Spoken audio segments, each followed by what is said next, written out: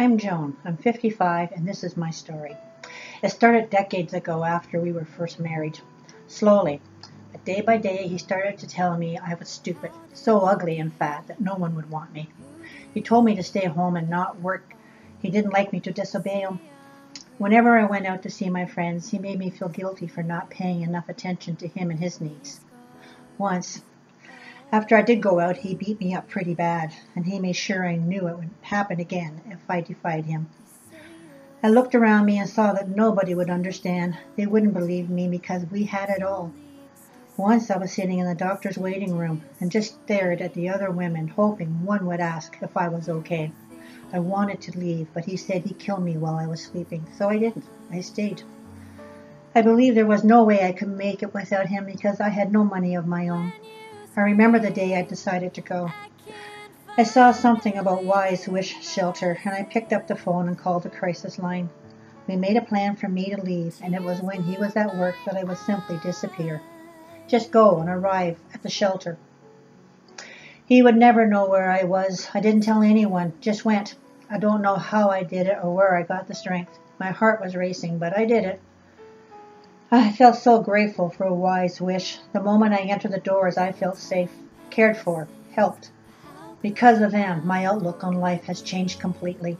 It took time, but I transformed myself from a woman with no self-esteem, a negative outlook on life, and zero self-worth, to a woman who feels confident, who looks at each day with a positive perspective. I know now that I have a value. I matter. Me. Wise wish saved my life. We know that in Canada, over 6,000 women and children sleep in shelters on any given night because it isn't safe in their home. Sadly, YWCA Shelter had to turn away 573 women last year because we were over capacity. But we know that in 2017, YWCA Shelter provided a safe haven for over 160 women and children. We know that in the last 15 years, we have helped over 15,000 women escape the violence gripping their lives. We know that when she is ready, we are here for her. I'm Sandra. I'm 28, and this is my story. When it first started, I used to wonder if the kids knew. Could they hear him punch me, slap me, push me to the ground? At first it was just in the bedroom. Then after about a year, he hit me all the time, especially in the evening after the kids went to bed. The black eyes weren't even the worst part. I could cover them easily with makeup. It was the emotional bruises and scars that really hurt. The constant belittling and beating down, physically and with his words. A little voice in me knew he was wrong, and I knew that the kids were suffering and scared, but I had no idea how to leave, where to go. I had no money. I once told him I'd leave if he hit me again, and he told me I'd never see the kids if I did that. He said I was a bad mother anyway, and he'd make sure the courts knew it. The house was in his name, the car belonged to him. Where was I supposed to go when I had nothing? Plus, the kids would be so scared and would miss him. I finally told my best friend. I broke down in front of her and she told me about YWCA Shelter. She handed me their phone number. I called the crisis line many times before I finally made a plan to leave. Even when I had a plan, I was terrified to do it. But when my daughter came to me and said, "Mommy, is it my fault Daddy is mad at you?" I decided that was it. When I stepped into the shelter, I knew my life would change. I knew this was the beginning of something different. For the first time in a long time, I felt like someone understood what I was going through. They listened, they got it. They helped me find my voice. They made me feel safe, comfortable, and welcome. There was no place or no one else in the world that could have helped me more.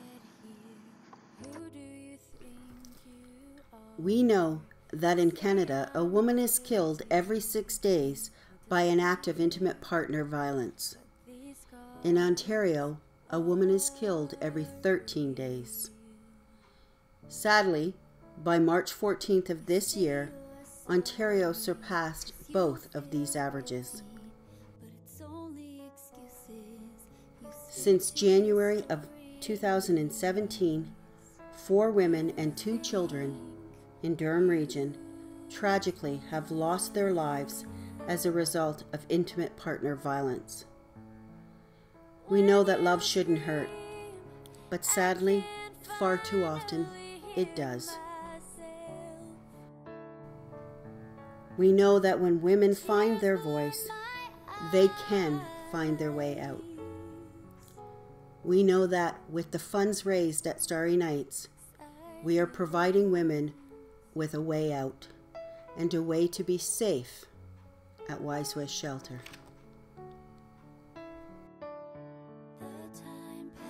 I'm Lisa. I'm 10. I see my mom crying a lot. She always looks sad. My parents fight a lot and they are really loud. When they do that, they close the door so I can't hear them, but I can. Sometimes I go in the closet and hide from the noise. I hum my favorite song so I can think about something else. Mom woke me up one night and we took off. It was weird. I got to bring a couple of toys and some clothes with me in a shopping bag. We went to a new house with bunk beds in it. They gave me a new toy when I got there. Told me not to worry. Things are okay. It was pretty strange waking up in that place, but there was another girl there. She was cool. The adults were really nice to me. They hugged me and smiled, and they seemed okay. I hate not being at home, but Mom says we have to stay there for now. I miss my house and Dad, but I haven't seen Mom cry since we left.